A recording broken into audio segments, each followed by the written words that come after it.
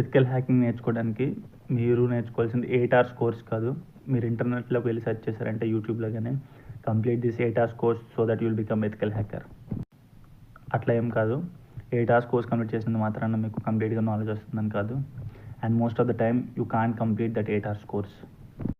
మరి ఏం చేయాలంటే మీకు ఒక రోడ్ మ్యాప్ ఉండాలి, మీకు ఒక ఐడియా ఉండాలి. మీరు దేన్ని నేర్చుకుందాం అనుకుంటున్నారు, like Android hacking, web hacking, IoT hacking, or like operating system hacking, like kernel exploitation. ఇట్లా మీకు ఒక ఐడియా ఉంటే